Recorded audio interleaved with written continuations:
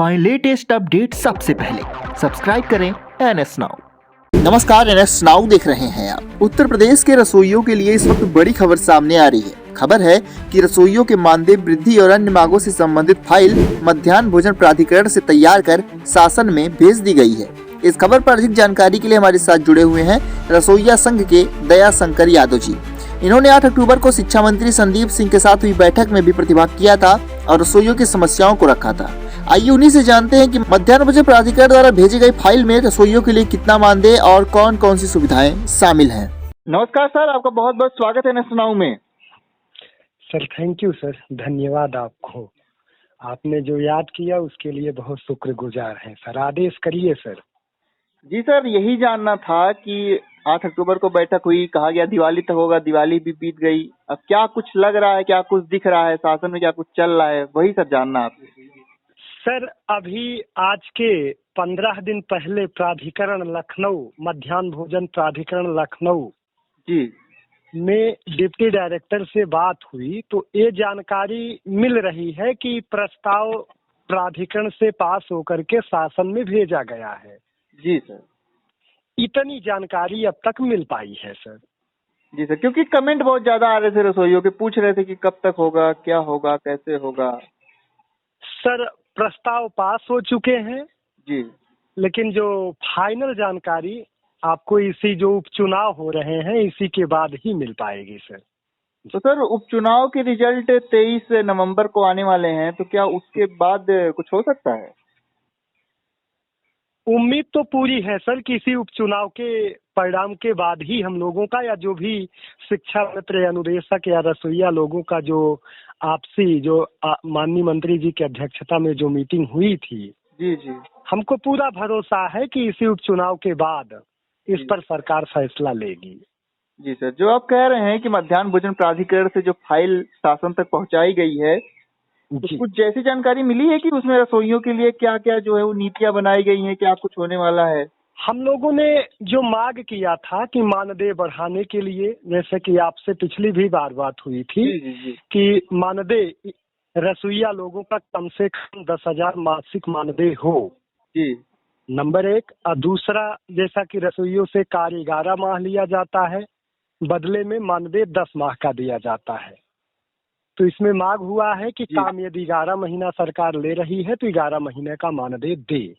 बल्कि same working day है, सबका शैक्षिक सत्र बराबर होता है, जैसा कि शिक्षा मित्र भी 11 माह ही कार्य करते हैं, अनुदेशक भी करते हैं, उन लोगों को 11 माह का मानदेय मिलता है।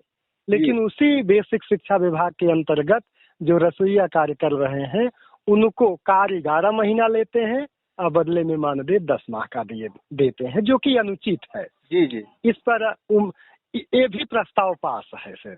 जी, तो सर ये आपको मध्याह्न भोजन प्राधिकरण से जानकारी मिली है कि ये सारे प्रस्ताव पास हो गए हैं? 10,000 मानदेय की जो फाइल है प्राधिकरण से प्रस्ताव पास होकर के शासन को भेजा गया है। तो जैसा कि मानदेय बढ़ने के लिए कार्य 11 महीने के बदले 11 माह का मानदेय मिले, रसोइयों का मानदेय हर महीने मिले, रसोइयों का आकस्मिक दुर्घटना मृत्यु बीमा हो, रसोइयों को विद्यालय से हटाया ना जाए।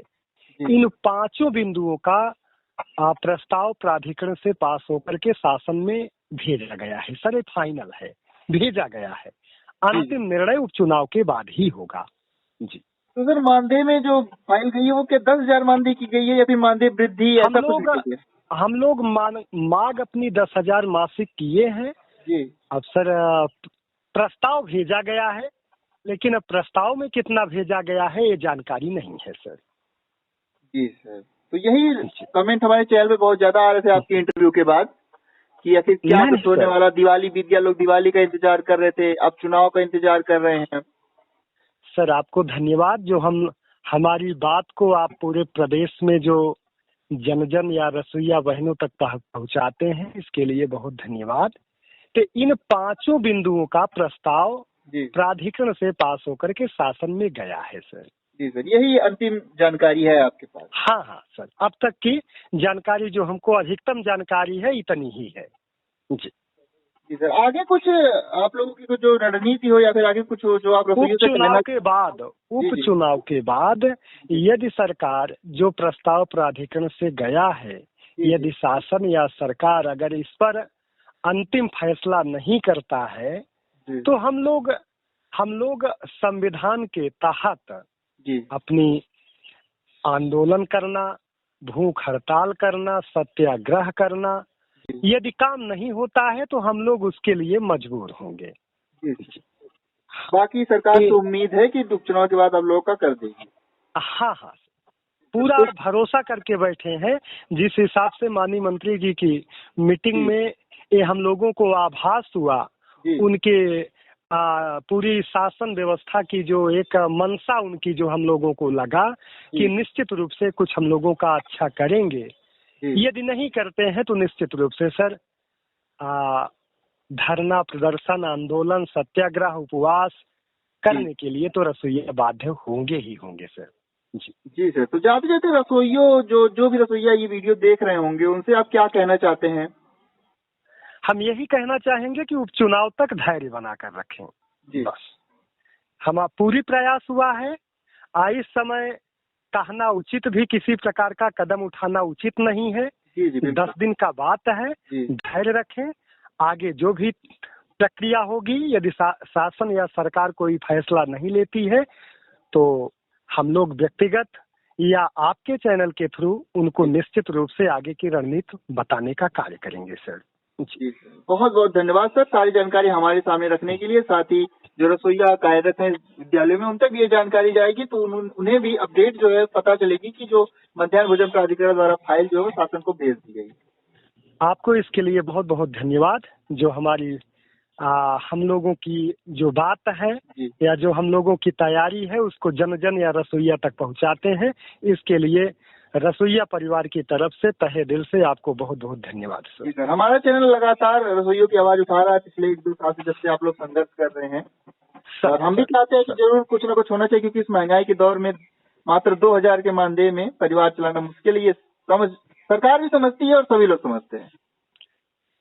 सर आज के डेट में 2000 रुपया मासिक अर्थात 1 महीने में 2000 मानदेय, एक दिन का 65-66 रुपया पड़ता है।